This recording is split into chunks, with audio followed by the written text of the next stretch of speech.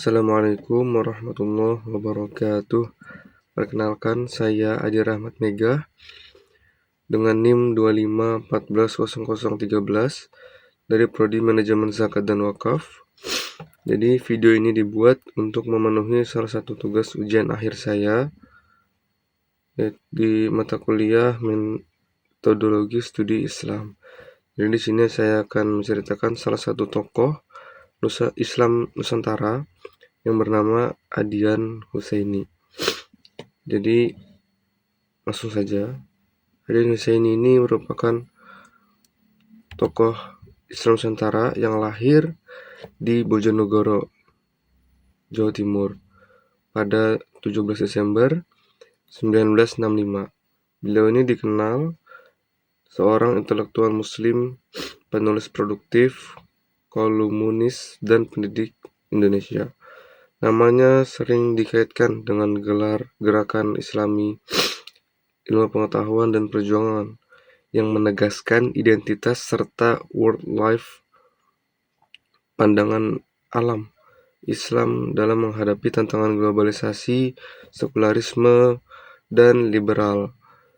Beliau juga merupakan sosok yang vokal dan kontroversial dalam wacana publik Indonesia, terutama dalam isu-isu yang berkaitan dengan agama, pendidikan, dan kebudayaan.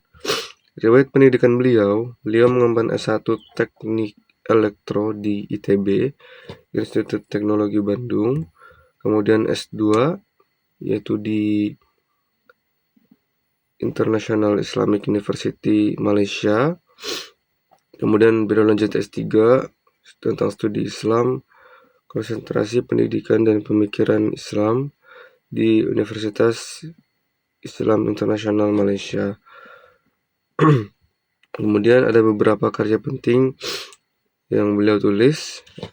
Yang pertama ada Wajah Peradaban Barat, dari hegemin Kristen ke dominasi sekular liberal. Kemudian Pendidikan Islam, membentuk manusia berkarakter dan beradab. Kemudian ada Filsafat Ilmu, yaitu perspektif Barat dan Islam. Kemudian ada Hegemoni Kristen Barat dan studi Islam di perguruan tinggi. Kemudian ada Hermeneutika dan tafsir Al-Quran. Kemudian apa saja kontribusi beliau sampai saat ini? Beliau memandang Islam bukan hanya sebagai agama ritual, tapi pemikirannya berporos pada beberapa gagasan utama. Yang pertama, Islamisasi ilmu pengetahuan. Jadi beliau ini mengkritik keras ilmu pengetahuan modern yang dianggap sekuler, bebas nilai, dan memisahkan diri dari wahyu. Menurut beliau, ilmu yang benar harus lahir dari paradigma tauhid, di mana Allah sebagai sumber kebenaran mutlak. Ilmu sosial, humaniora, bahkan sains harus diislamisasi, dikembalikan ke kerangka epistemologi Islam. Kemudian beliau mengkritik terhadap Barat dan sekular liberal. Huseini melihat peradaban Barat sebagai ancaman utama terhadap identitas dan akidah Muslim. Barat dianggap membawa paham sekularisme, liberalisme, pluralisme, yang ia kritik sebagai paham yang menyamakan semua agama, feminisme radikal, dan relativisme yang merusak. Kemudian yang ketiga, pentingnya worldview Islam atau pandangan Islam. Ia menekankan bahwa umat Islam harus memiliki kerangka berpikir yang utuh berdasarkan Al-Quran dan As-Sunnah. Pandangan ini menjadi kacamata untuk melihat segala fenomena dunia, baik dari politik, ekonomi, hingga budaya melalui sudut pandang Islam. Kemudian beliau memiliki gagasan pendidikan berkarakter Islami. Kontribusi praktisnya sangat nyata di bidang pendidikan melalui lembaga pendidikan yang didirikannya seperti NISISTS dan Pesantren At-Taqwa Depok.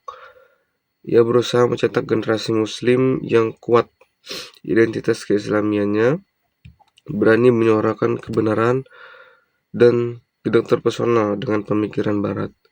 Lantas, apa saja kontribusi beliau pada zaman sekarang? Jadi kontribusi beliau di era ini itu memberikan informasi yang cair dan globalisasi yang masif. Sebagai penjaga benteng, ia memberikan narasi tandingan terhadap dominasi wacana barat. Bagi pendukungnya, ia adalah penyelamat akidah yang mengingatkan umat dari bahaya pemikiran yang menyimpang. Tulisannya menjadi rujukan bagi gerakan-gerakan Islam yang ingin menjaga kemurnian ajaran dan menolak interpretasi yang dinilai terlalu liberal dan inklusif. Kemudian, lantas bagaimana pandangan saya terhadap pemikiran beliau? Jadi pandangan saya melihat bahwa pemikiran beliau ini merupakan respon yang keras, tapi ini diperlukan. Namun sekaligus mengandung resiko yang berlebihan gitu. Di satu sisi saya sepakat pada pemikiran dasarnya, yaitu kewaspadaan intelektual. Di tengah derasnya arus informasi, sikap kritis nih terhadap segala ide, terutama yang berasal dari peradaban lain, itu memang adanya keharusan untuk kita filter menggunakan pandangan-pandangan Islam. Kemudian penegasan identitas, pentingnya membangun generasi muslim yang bangga dengan agamanya, menguasai khasanah keilmuannya, dan tidak inferior terhadap peradaban lain. Artinya di sini kita membanggakan Islam, kita harus yakin dan kita harus menguatkan Islam, tapi kita tidak menolak semua yang baru yang datang pada kita, tapi kita filter dengan konsep Islam. Kemudian kritik terhadap sekularisme, pemisahan agama dari kehidupan publik secara total memang bertentangan dengan konsep Islam yang mengatur seluruh aspek kehidupan. Di sisi lain, saya melihat ada kelemahan dan potensi masalah dalam pendekatannya. Yang pertama, memandang Barat sebagai satu entitas yang monopolitik dan jahat bisa menjebak kita pada generalisasi. Tidak semua produk Barat buruk. Sains, empiris, metodologi penelitian, teknologi, bahkan nilai-nilai tertentu seperti disiplin, transparansi, penghargaan terhadap waktu, itu bisa diadopsi dan disaring dengan nilai-nilai Islam. Kemudian epistemologi yang mungkin tertutup, konsep Islam, ilmu pengetahuan jika tidak hati-hati bisa jatuh upaya mengislamikan fakta atau menolak temuan empiris hanya karena datang dari sarjana non-muslim, padahal Islam mengakui konsep atsar atau sunnatullah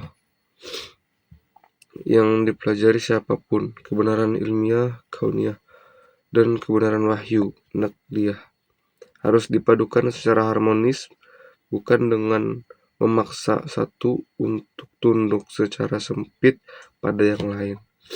Kemudian latar belakang pemikiran beliau, gerakan Islamisasi, gerakan Islamisasi, ilmu kontemporer, seperti pemikiran Syed Muhammad Naqid dan Ismail Raji. Kemudian pengalaman di ITB latar belakang teknik mungkin membentuk cara berpikirnya yang sistematis dan keprihatinannya terhadap sekularisasi kampus. Ideologi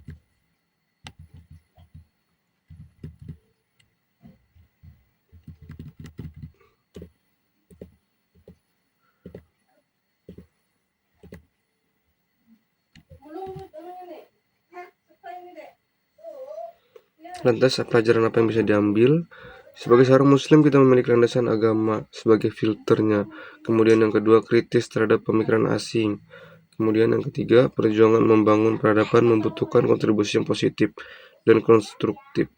Sikap kita sebagai seorang muslim bersikap ilmiah dan terbuka, selektif dan bijaksana, fokus pada aksi nyata, dan menjaga ukhuwah. Kemudian ada saran yang ingin mempelajari bacaan beliau, namun diimbangi dengan pemikiran muslim lain dari perspektif yang berbeda. Mungkin itu yang saya sampaikan.